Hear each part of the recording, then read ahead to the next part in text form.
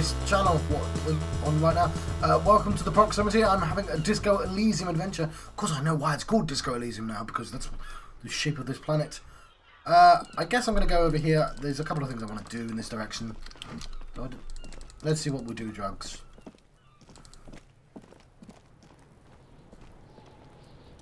You missed it at show before. A gift came by, completely fucked a tree to pieces. He fucked the tree up. Fucked it good. It was porno. If you want to shut it down, you need to act decisively. It's Kuno. Use Kuno word.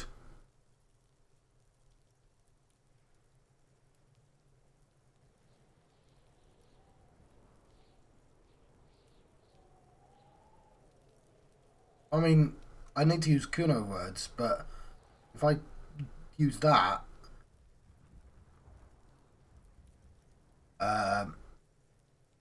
like, is okay. Total retards, no, whatever. Retards use language like that. Congratulations, Kuno. You just made yourself a retard. Stop choking, Kuno. The Fagari's got you in a chokehold. Kuno's not fucking choking. He grabs his throat like he's choking.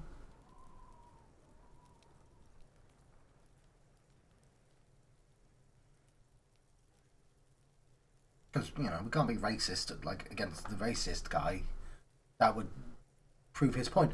Though I feel like probably shouldn't be using that word either. But whatever.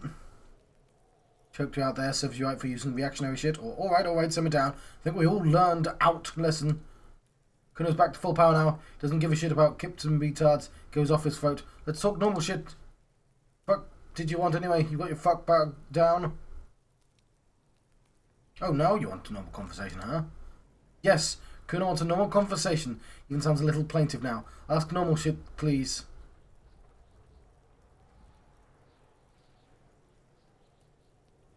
Kuno, I found your shack. Point to the shack. Yeah? Did you fuck in there? What, with the pig head? Oh, that. He picks a bit of dirt from his fingernail. Kuno decapitates pigs. Just for Kuno demo tape.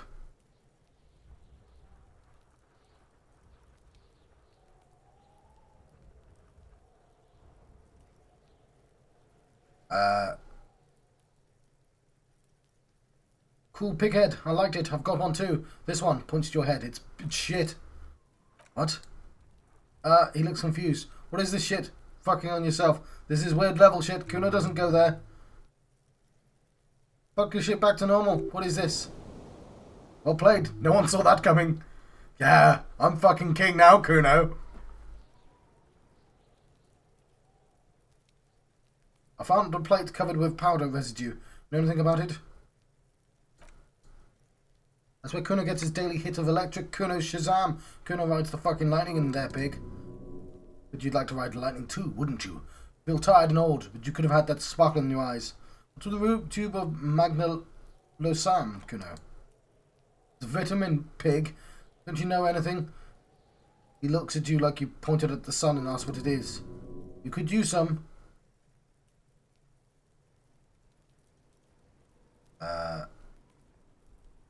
It's magnesium, right?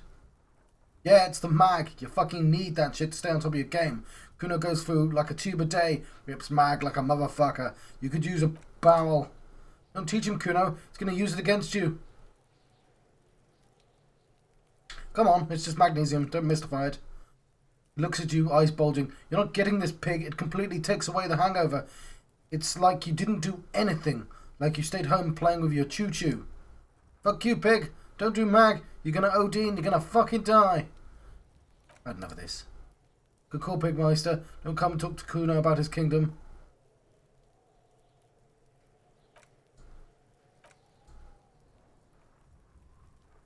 Were you trying to send me a message of some sort? Kuno's eyes watch up. Yeah, to the both of you. What you asked in Kuno Town, or Kuno's gonna fuck your head off. Demo tape like some sort of musician. Yeah, Kuno plays on snuff radio. Fucks pigs, live. Fucks their heads off. He ominously points to the shack. Kuno's a cop killer. Alright, whatever. Took care of the drug situation. Alright, so you got Kuno's kilo. He rubs his hands together. Here's how we do it. First, you give me Kuno's kilo. then Kuno gives you half back. That's how we split it. Aren't you gonna ask how I got past your dad? Word on the street is you sent your little friend in, dressed as a hooker, distraction style. That's some sick shit. He nods approvingly to Kim. Not a single muscle moves on the man's face. Kilo wants to hear all about it, but first we split the kilo. He leans in, then we shoot shit.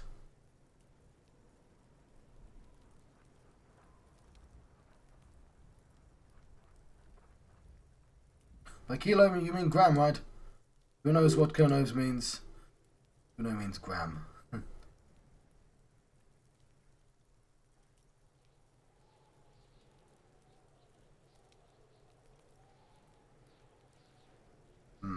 Is there anything else I need to ask Kuno about?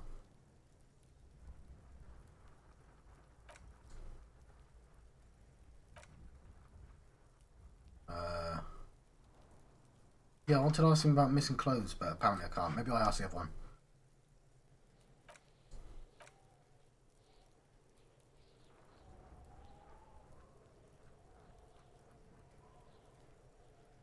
Keeping it. You don't need more drugs. You're 12. Don't give it to Kuno. Alright, he taps the side of his head. Kuno knew you would try that sneaky pig shit on him. Tell him, Kuno. Kuno's got brains. This shit doesn't surprise Kuno. He squints at you, so Kuno's gonna give you one more chance. Know this, pig. Shit is major. Major fucking choice, pig. Kuno won't take this shit lightly. The pieces are moving, pig. This is fucking domino shit. Hard to see how not giving a boy a bag of amphetamine would cause some catastrophic cascade response. Hard to see, but easy to feel. Somehow this will change things. It's not hard to see at all. You hand out drugs to kids, the lieutenant's faith in your judgment will diminish significantly. What, if any, is the downside of not giving the drugs to Kuno? None that you can see. No, you can see it. This young man has a junior officer material in him. In another life where he trusts you. Tick, tick, tick, tick. The boy flicks an imaginary domino piece with his index finger. What's it gonna be? You gonna fuck the Kuno?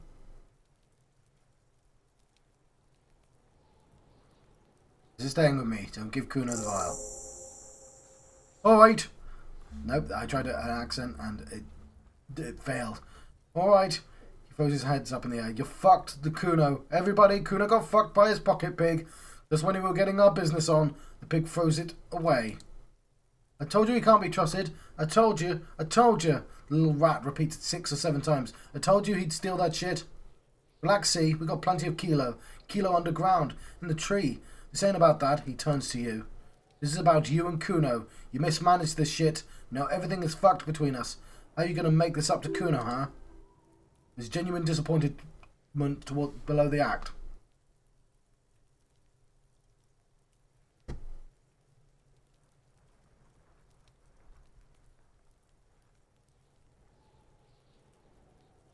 Kuno, I met your dad. Yeah, how fucked are you? Yeah, how the fuck are you still alive, pig?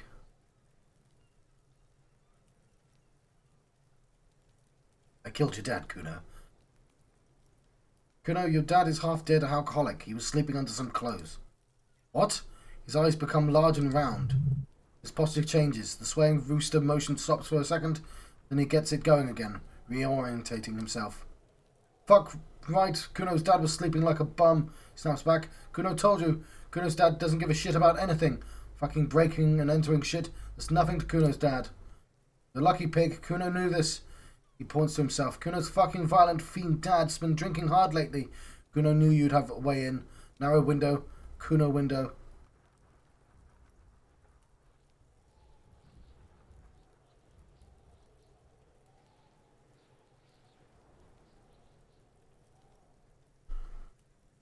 Whatever scary thing he might have been, now he is nothing. Yeah, Kuno's dad is fucking nothing. He pushes on bravely. Fucking coma shit. Stroke shit. Kuno's dad is fucking violent. So fucking violent, he's had a stroke many times. Shit. Kuno's gonna have one too. Gonna be just like Kuno's dad. Speed shit. Crime shit. Fucking on the bed. Kuno's gonna go out like Kuno's dad. Revitrol West style. Stop saying all this sad shit, Kuno. The whisper becomes smaller than usual. Fuck you talking about sad. The kid breathes in and out like a boxer. Kuno's Got hard shit. He punches the air. Death shit. Nothing shit. You don't have to turn into that. Punches the air again. Get your fucking nun ass out of here before Kuno fucks it dead. Never punch, fascist. You think because you took Kuno's speed, Kuno's gonna sob like a fog. Turn into... Pants from exhaustion. Kuno ain't turning into shit. Kuno is that shit. Kuno won. You won, Kuno. The relief is palpable. The little hat jumps up and down and behind the fence. He did not win. There's a crack in there now, and it's spreading across the face. Certainty.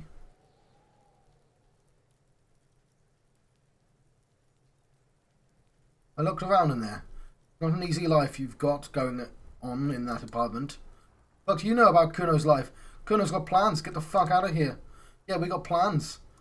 There was a textbook with your name on it in the apartment. Yeah. He turns even redder. So fucking what? It says Kuno, not Kuno.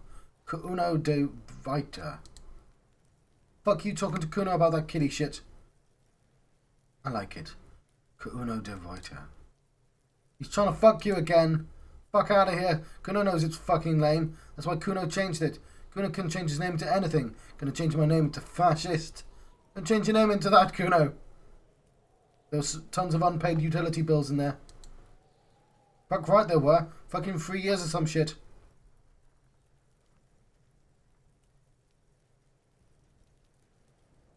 That place is no place to live in. You'll have to find somewhere else. That's right, it's a shithole. Kuno's gonna move underground. Le Royaume shit. Ancient shit. Kuno's gonna live in a fucking catacomb. Yeah, in a tomb, Kuno. Little one seems overjoyed at the prospect.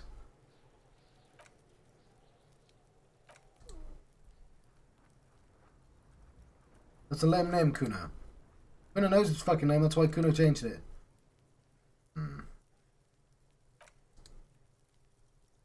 Let me guess, Kuno's dad doesn't give a shit about them? Yeah, that's right, he swells with pride. Kuno's dad doesn't give a shit about electricity and light shit. He just wants to pound on people and drink. I want to tell him to get a job, he's a kid.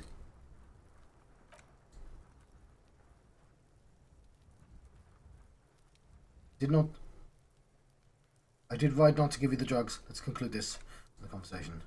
Didn't change shit, pig. They only made things worse. Fucking social worker shit. Doesn't work, pig. Doesn't work, Kuno. Only our shit works. You must repeat it. Every chance to confirm that version of reality.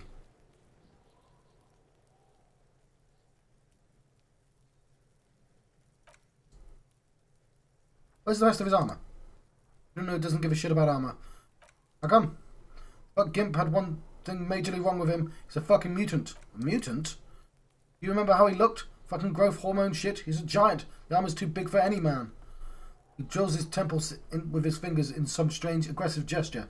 Kuno doesn't give a shit about that freak armor. Kuno threw that shit away. What do you mean threw that shit away? Kuno tried to get the helmet on. It was too big. He performs a kick off the imaginary helmet. Kuno kicked that shit in the sea, rugby style. That shit means nothing to Kuno. He threw it in the sea. Yeah, that means nothing to Kuno, he repeats. Kuno doesn't give a shit about material shit. Kuno's a fucking monk. You wanna fuck on someone about that armor? Go fuck on the mustache unions fuck, the jolly troubadour shit at the gates. What do you mean troubadour? Yeah, the cocking boots. You know, that jolly union cow fucker. Came around talking about cows and some shit. Came around pretending like he cares about cows. Yes, you met him at the gates. The one with the boots and the jolly smile. You mean Mayana? Yeah, he's the one you want to talk to. Fucking crazy about that armor shit. Coming in here pretending he likes cows. Trying to catch a peep at Kuno's armor. Curious, my liege. Why did Kuno feed you this information? And you're telling me this out of the kindness of your heart, Kuno? Yeah, Kuno's doing charity today. Kuno feels sorry for you loser pigs. Kuno's doing pity now. That seems suspicious. He may have had it in for that guy. Or he may be paranoid. That is a possibility, sire. Your contusions all over the body. Did you do that? Fuck you talking about? What is this contusion shit? He grabs his head like it's suddenly hurting. He says you're stupid, Kuno. They want to make you stupid again. Contusion is a bruise. I'm talking about the marks that your stone left on the corpse. Oh, did Kuno make your shit sniffing harder? Obstruction of the shit sniffing. He lets go of his head. Suddenly feeling better. This is Kuno's kingdom. Kuno's fucking rules here. Hear the lieutenant's hum. Testing Kuno's patience here.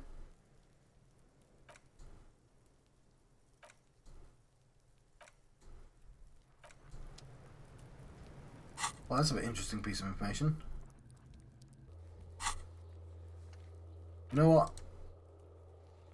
I've got to talk to the Jolly Mesk. And I want to take this route.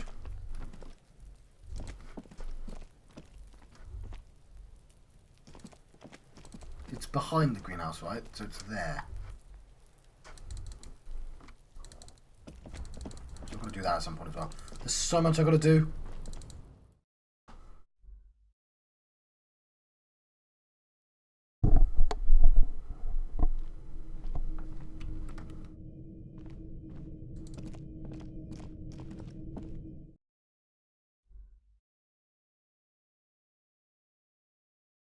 Well, at least I got that. And I didn't give the kid these drugs.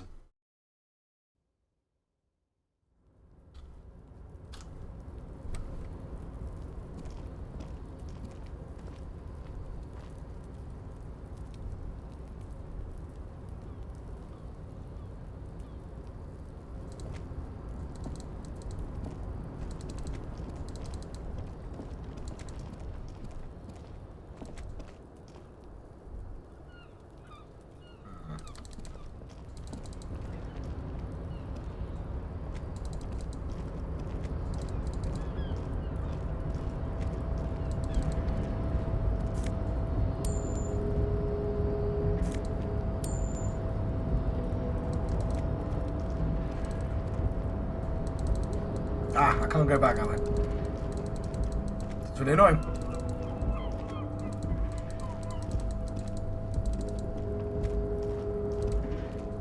It's got one-time shortcut. Right, I can talk to that guy whenever, right?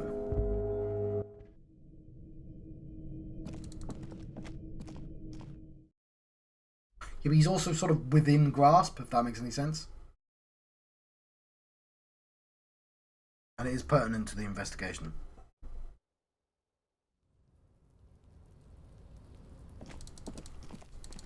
I'm actually going to go back to that guy.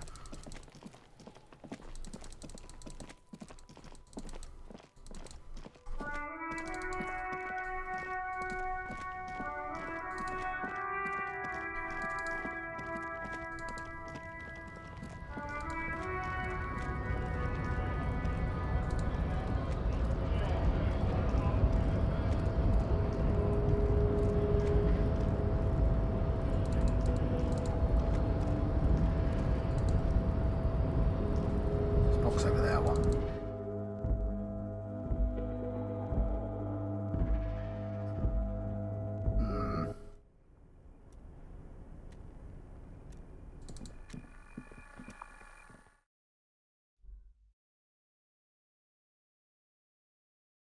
I've not had to put anything else in endurance yet.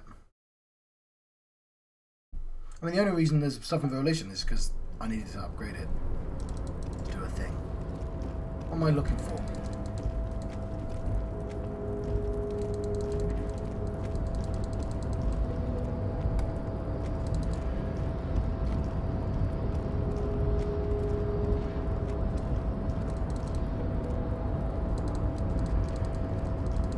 There we go.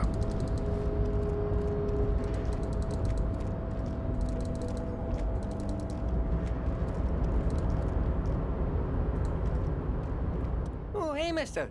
I'm not gonna bother you with a long greeting just like we talked about before. I know you're probably a busy man being in a...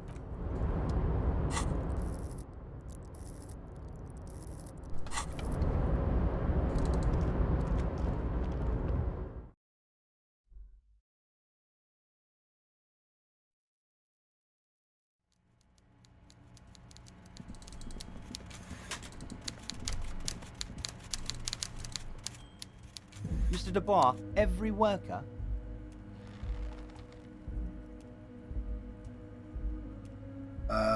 Member of the board? That's right, Mr. Dubois. I see the socialist democratic fervor now burns in your heart too. How can I help you today? What's in the container outside your office? There's something special about it. It was attached to the cavalcade crane. Harry, you smooth-talking son of a bitch, he says with the fondest of smiles. Time is precious resource, and I don't have enough of it to count containers with you. Smooth-talking? Maybe that's the way to go about opening the container. You should at least try convincing it. Okay. Who am I supposed to talk to about my gun? No, the armor, I mean.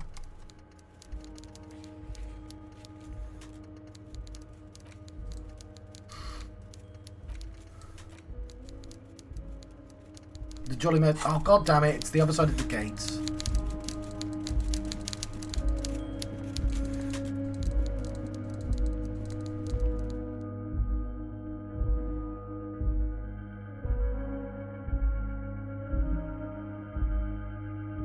Didn't need to go all the way in.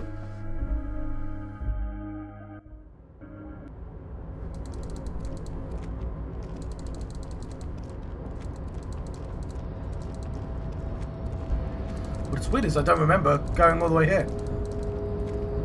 Like my brain for a second went, oh, I must have gone through the thing, even though I know that failed. So I definitely passed the person I needed to sort of talk to. It's kind of annoying. But whatever.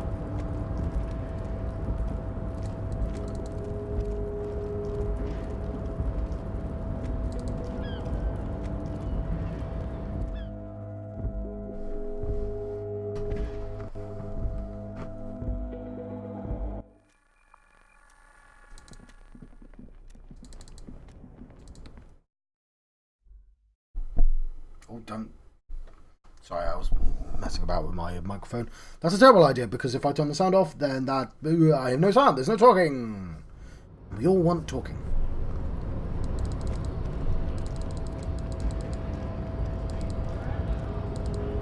Hola, Wandering Man. How can I You're help gonna tell me you was supposed to know about the armor? Huh. He smiles. That little boy did good on his promise. His promise?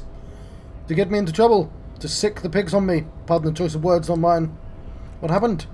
I was asked to look into that armor situation. Official Union probe, you know, track it down. See who took it? Did you? At first I thought, why not? Maybe the pieces can feed the strike. Buy us a few more days under the sun, you know. So I went to this boy. He said he'll make me his prison bitch. He's got eyes everywhere, the cops in his pocket, and he's the king of Jamrock. Serves me right for doing menial footwork. I dropped that probe right then and there, and it still got me into trouble. He smiles. One bad move is all it takes. The Kuno used us to what? Scare you? To mine a nuisance? It's all good. He contemplates taking a swig from his flask. The probe into the armor. What did you learn? I learned that people don't want to talk to a drunk Union man about some armor. What else? Not much. Technical stuff, mostly. That was the interesting part. What sort of technical stuff? I did some research into this armadura. Let's say I have friends at the library, explains with a wry smile. I didn't get into the material science, just how it comes off. How does it come off? In parts. 4 in total. The helmet was the first to go. The kid says he tore it off and kicked it into the sea. I believe him. The boots were still on the guy the last I saw. Too hard to remove. So, as I count, there were 2 parts missing. The gauntlets and the cuirass. This is where I left off. Too much hassle. More like a job for some militia. 4 pieces of armor up for grabs then. But I already sent the boots away. Jolly Man shrugs. Guess you won't be collecting them all then. It's less work for you at least. Hold up, 4 pieces. Helmets, cuirass, gauntlets, boots. What about the leggings? Oh, they're just gone. They don't exist anymore.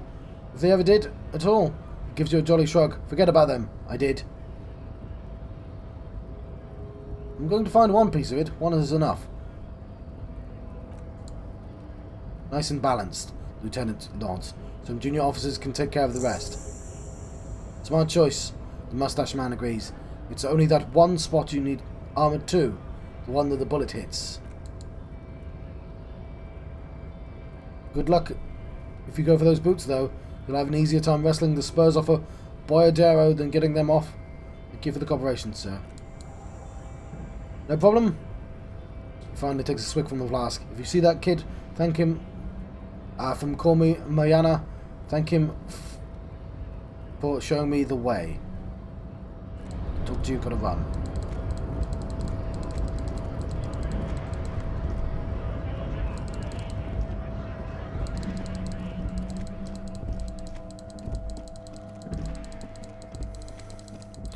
Okay, if he kicked it into the sea...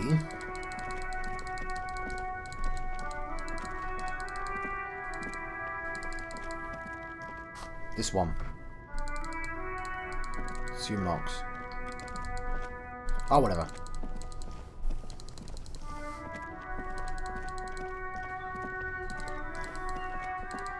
Let's thank Kuno for him quickly.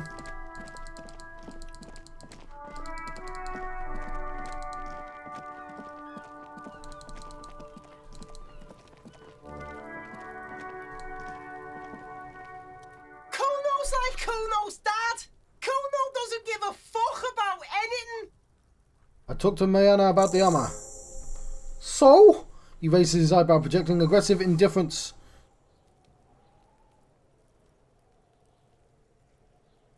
He said to thank you. He wasn't keen on chasing down that armor anyway. Oh, fuck, okay. Kuno's a giver like that, yes. He looks slightly confused. Kuno sent you over fat ass running around like Jello. Look, pig. He's suddenly all business. Kuno sent you to rough some people up. Kuno played you. That's happened. Now you and Kuno should move on. Good idea. Yes, let's move on. Yeah, that's what Kuno said. Don't be saying what Kuno said back to Kuno. Throws his hand in the air. Get the fuck out of here, parroting Kuno. After this shit, you better have something real interesting to say if you want to stay in Kuno's face. Yeah, real interesting.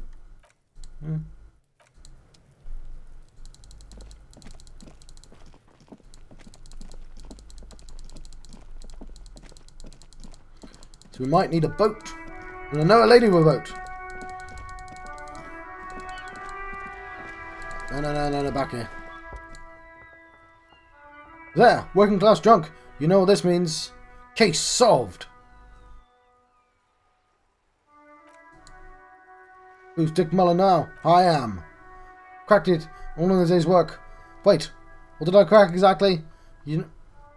What do you mean, what did I crack? Look at how working class the drunk is. It's her husband! The missing husband!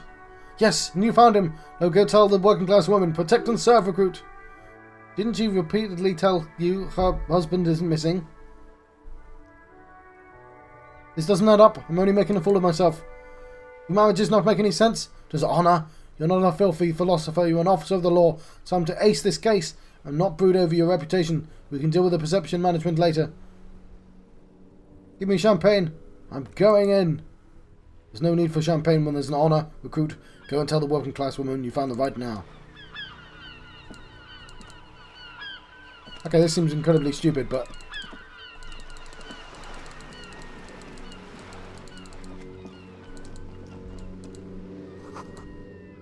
Takes well power to even read the officer's name.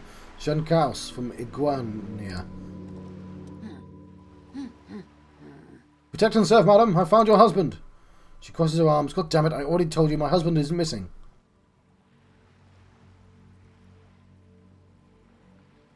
But you said you didn't know where he was. And specifically added that I didn't need to know where he was. Well, I found him nevertheless. I'm Dick Mullen. Very well then. Where is he? She's getting impatient. Her hands are now picking on a random book cover.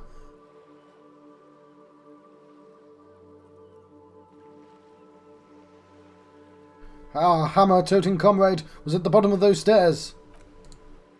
Excuse me, she blinks. I don't follow. I found a working-class drunk, and I thought he might be yours. Right, because working-class women come with alcoholic husbands. She glances over your shoulder, towards the drunk. You know what? Remember about that? What? Never say what.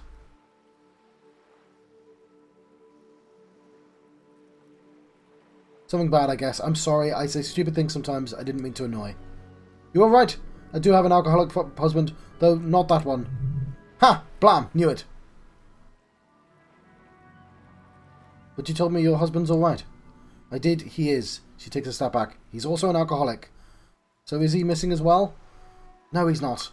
Or maybe he is. I don't know. He's probably in the park on Jamrock somewhere, drinking with his friends. She looks away. I haven't seen him for... well, to hell with him. She has completely forgotten about her books, staring blank into the distance.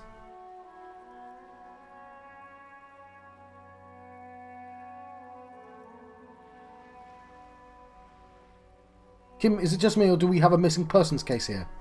I wouldn't be so sure, he replies before turning to face the working class woman. Ma'am, just to be completely clear, do you want to report it to the police? Report what? He's just out drinking with his friends. I'm sure the police have better things to do than to chase down that local goofballs. Honestly, I just think missing persons cases are mysterious. They're not all they're cracked up to be, officer. He's right. Missing persons cases most often involve runaway teenagers or demented old people. Victims usually turned up by themselves after a day or two spent missing. There's not much searching to do. Okay, I get it. They're kind of boring, right? Because eventually everyone returns home on their own? Or they won't, and you'll never find them, he adds with a flash of teeth. But isn't that mysterious? I'd say there's nothing mysterious about incompleteness. It's in fact rather unpleasant. Okay, I still want one. I want a missing person case. Alright then. He has questions now. What kind of questions? What does your husband look like? She eyes you from the head to toe. Honestly, not that different from you. So let me guess, he's Disco. Oh, thank God, no. She nearly begins to laugh. It hasn't come down to this yet. Why did you say your husband resembles me then? Well, he's slightly chubby. I see. What else? What else? He was wearing a dark brown leather jacket with a bright blue inner lining. The lining is hand sewn. Made it myself. She sighs, her voice slightly quivering as she adds, it's his cool jacket. God knows it's too cold to run around in this, but he refuses to change. Who cares about the cold when you have your cool jacket to wear? You can completely sympathise. I even tried throwing it away once, but he just dug it out of the bin. Can you believe that? She looks back at you, shaking her head. Well, if that jacket really is that cool, then I can totally understand. Well, what can you do? I hope that at least that extra lining helps him keep warm at night. I wouldn't like him to catch cold. When did you last see him? Yesterday morning. He went to the library. Her eyes become cold with recollection. He went to retrieve my book, and he promised he'd walk straight back home. Because we talked about this. We talked about not wandering off again, she scoffs. I don't know what to do. I honestly don't know what to do with this accident. It makes me feel weak. Gone for around 36 hours, then. Damn, this is a missing persons case. She turns away from you in an attempt to recover. I think I got this. Thanks. So you are going to look for him? She genuinely wants to know. Wants you to now. Don't make her ask. Yes, I will bring him back home to you. Thank you. You sense gratitude in her voice. Please do, even though I'm sure he'll return home by himself. I'm still sure of that. She tries to maintain a brave front, even though her eyes reveal the opposite. I'm sure he will too. When he does, would you let Precinct 57 Kim Kitsuragi know? Gives her a slip of paper. The woman takes it. It's a phone number. I will, of course, officer. As I said, it's probably nothing.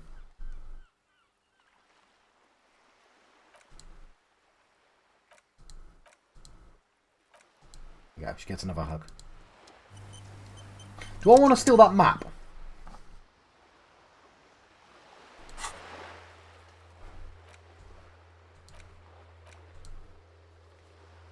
Ooh. No, it's legendary. I'm not going to be able to pick it up.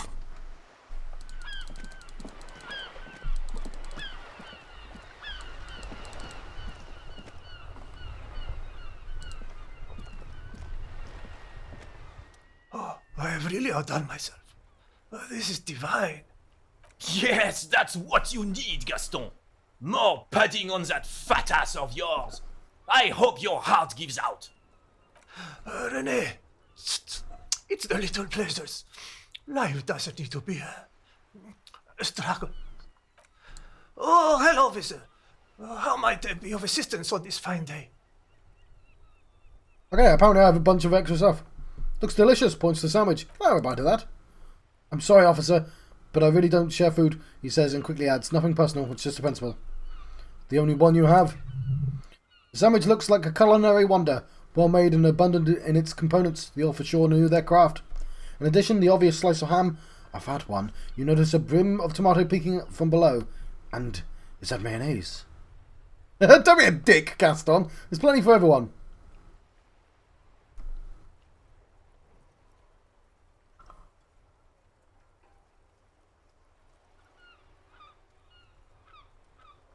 Okay, I'm not that hungry anyway. Oh, that's good. That's very good. He's visibly relieved. Must have other business then. Ah, I see. He remembers I threw the buell as well. Boulet.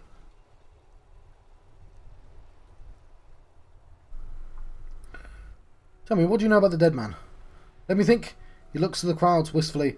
Heard someone was hanged and left in a tree for a week. That's all I know. Really? You know absolutely nothing? No, officers, I'm sorry. And I really would like to assist, he adds, smiling apologetically. You're both good guys, I can see that. Then help them, you wimp. Reproach fills his eyes. You rub plenty of shoulder with the gauche caviar in the Union. Someone must know something. He means caviar associates. Socialists. Oh, yeah. Champagne socialists is the real life equivalent of that phrase. I know what it is. I wish I could, but I just don't know anything. His cheeks turn red. I always keep my nose clean and don't gossip. Everyone knows and respects that. Odd. He doesn't seem to be lying, but there's something off here. Sounds like you're holding back. I'm not, he assures you. I'm not even Of course he's holding back. The cabinet crosses his arms. His mouth is so full of Union prick, he can't even speak properly. Can I at least finish my fucking sentence before you piss on it? Is that okay, Renee? His eyes are furious. I'm not anyone important at the Union. I'm just Everard. I just know Everard. How do you know Everard? Everyone in Martinez knows the Clare brothers, he says solemnly. I taught these boys human studies and history in the gymnasium. What do you know about history? The cabinet snaps at Gaston. You never witnessed history, only heard about it, years later, when it's already moved on. You don't know history. The old soldier mumbles something under his breath and turns to face the sea.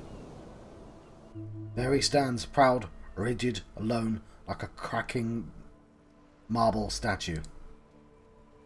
Let's try not to get caught in the lieutenant lowers his voice. Crossfire.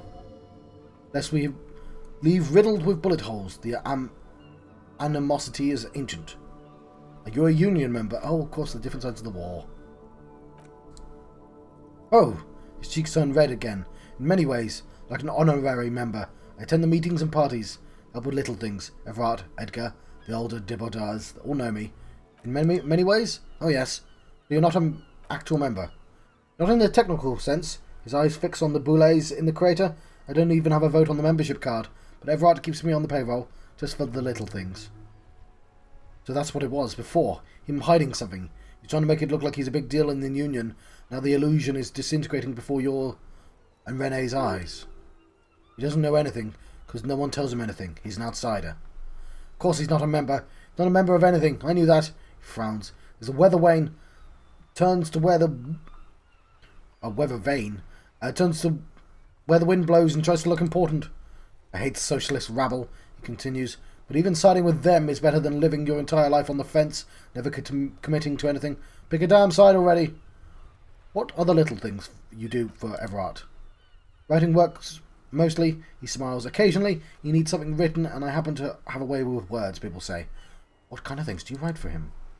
Oh, nothing official, I assure you. Just essays for the newspapers about Martinez, about how things are and how they could be. Everard and I have long talks where he tells his little penman exactly what to say. It's commie propaganda, plain and simple.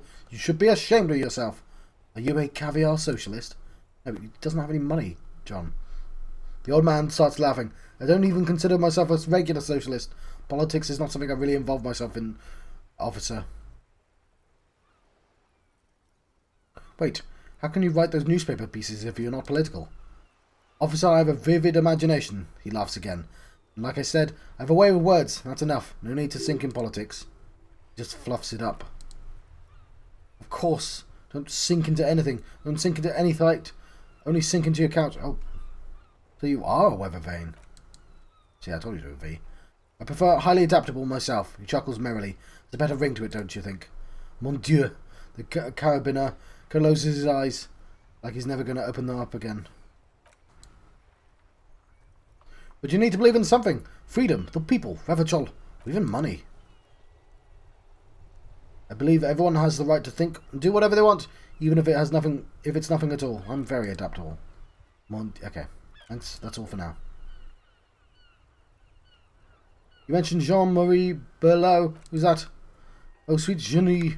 He gets a dreamy look in his eyes. She was the finest woman in all of Revachol, maybe the entire world.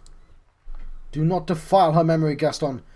There's an almost imperceptible small tremble in his voice. Let her rest in peace. So you both know her? You knew her, right? All right?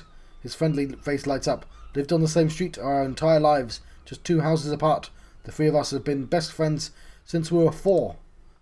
She was Renee's first girl, back when the prick was 16. He looks at the carabiner almost gently. They were courting till he decided he'd rather die for some great ideal than just be happy. And then you stole her from me! He jerks forwards and grabs his chest and sobs.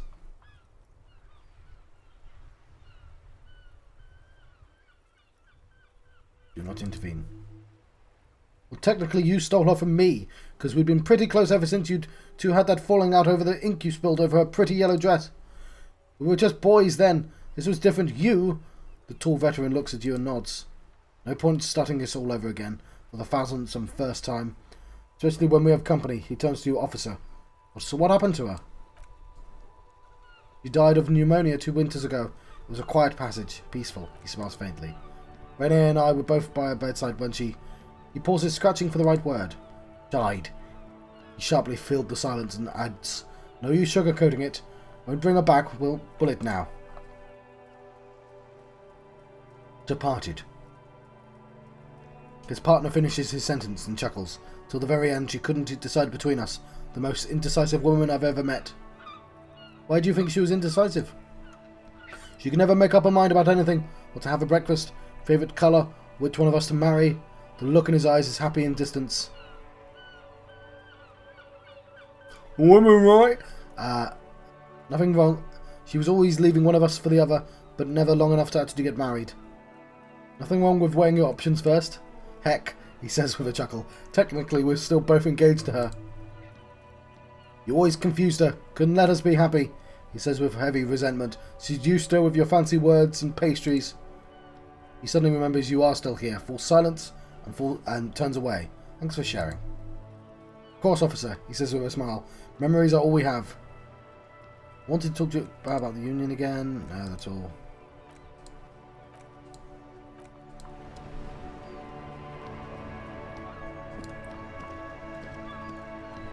Officer! God damn it, pull yourself together, René. What do you want? I understand Jean-Marie meant a lot to you. There's nothing for you to understand here, Snaps. It is not her death you are investigating. When was the photo of you two taken? Revachol Fair of 91 in the Farbeau district. His eyes turned to the sea. Parade was held to honour Guillaume Le Lyon's name day. And the Carabiniers marched in the place of honour. You looked happy in the picture, smiling. That was the happiest day of my life. This is said in such a matter-of-fact tone, it leaves no room for doubt. Were the circumstances of her death in any sense unusual? Absolutely not. His voice is coarse. She died of pneumonia in her bed at the age of 79. That is highly usual. What happened with you, Gaston and Jean-Marie? I was 22 when I returned to King Guillaume's Ikira operation in the south and found my sweetheart in the arms of this wretch. The Ikira operation was a 7-year campaign during which suzerain what? The suzerain's Guillaume's armies forcefully united the people. Forcefully united is an interesting sentence. In the South Asian part of Le Petit Continent, collectively known as the Ikira, I'm just going to call it the Ikira tribe, under the Revacholian banner. Gives Gaston a hateful look. I won her back, but while I was dealing with some issues. You were like a dark cloud sucking the joy out of every living thing around you. And you, he quickly glances, you hurt her. He looks down at his boots, lips moving, but the words inaudible. Those days and the memories are gone. He nods and looks Renee with something reasonably resembling compassion. The old soldier says nothing, but his glance quickly runs over Gaston's face. There's an odd look in his eyes. I saw the statue of Philippe III near the roundabout. Ah yes, King Philippe III on a steed, a reminder of what Revachol once was. Oh, absolutely, he smiles, as if reliving a pleasant memory. At the mercy of a cocaine-snorting tyrant who emptied the treasury so he could sleep on a bed of gold. A superpower feared and respected, a testament to what this country can be under the leadership of a true king, someone who knows how to rule. What was that about cocaine? Oh, old Philippe was a big fan of the purple nose candy. The nobility loved so much. Cocaine connoisseur of sorts, he chuckles. His egocentricity is borderline and legendary. You can't even take responsibility for yourself. How can you fathom the responsibility weighing on the shoulders of a ruler? He asks, obviously annoyed. That's why Philippian kings use cocaine for clarity of vision, to aid in their work. Regnum cocainum, Revachol's finest years. He seems to grow taller, brimming with pride about the past. Of course, Lieutenant marks dryly, clarity of vision, awareness. Philippe III was even brought into this world with the help of cocaine. The court medic administered a dose to his mother when she was in labour, and it is well known that the help of cocaine, only the purest of course, he was able to connect with higher realms. He's just making excuses for the king's habits. Habits, John.